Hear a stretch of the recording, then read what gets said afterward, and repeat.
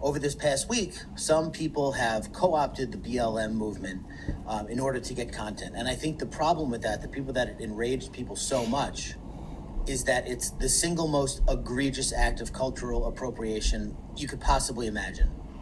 As social media has become a popular platform for influencers and activists to voice their support and concern over the oppressive treatment that marginalized groups in Canada have been facing, such as Indigenous Lives Matter movements, an influx of non-Indigenous supporters have been surfacing to raise their voices in favor for this fight. However, as these non-Indigenous supporters are utilizing their platforms and more privileged voices to help aid in exposing the exploitation that the Indigenous community faces, they have begun standing by this movement as if it were their own. In turn, there has been a rise in non-Indigenous supporters who have begun gentrifying Indigenous movements for their own self-benefits of having a hand in making a change towards decolonizing and exposing the Canadian government. No matter how good their intentions may be in taking it upon themselves to fight for Indigenous rights, the bottom line is it's not their place to speak for these people, and their actions are ultimately suppressing these marginalized voices even further instead of uplifting them.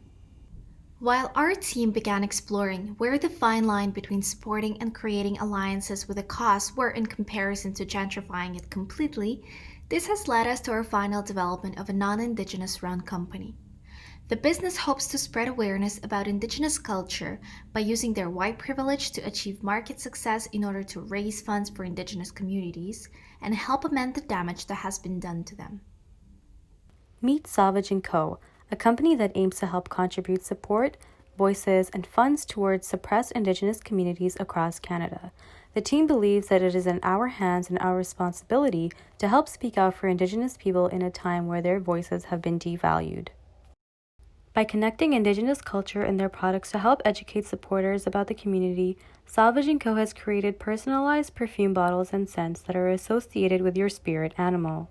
By simply taking a personality quiz, the company has curated to adhere to accuracy surrounding the different spirit guardians the culture has relied on for generations.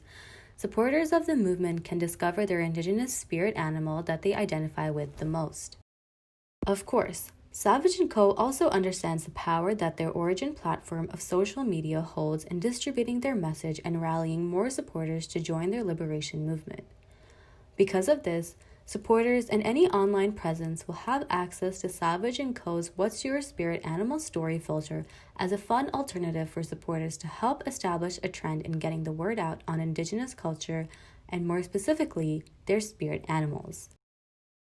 The distribution of Indigenous culture will be more successful in the hands of the privileged, which is why Salvage&Co believes so deeply that they will be the ones to help rid this community of all the wrongdoings of the government as they are in a place of higher social power.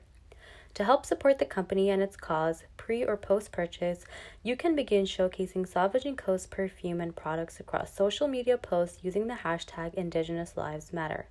This way, word about the company and the Indigenous culture will spread much quicker and flood the platform with the change the company wishes to see. Their presence online is essential to effectively utilizing this platform to mass distribute knowledge about Indigenous culture. The company and their supporters' voices are what the Indigenous community has been needing all this time. Join the liberation movement today and help make a change by using your voices to speak for Indigenous people in order for them to be heard.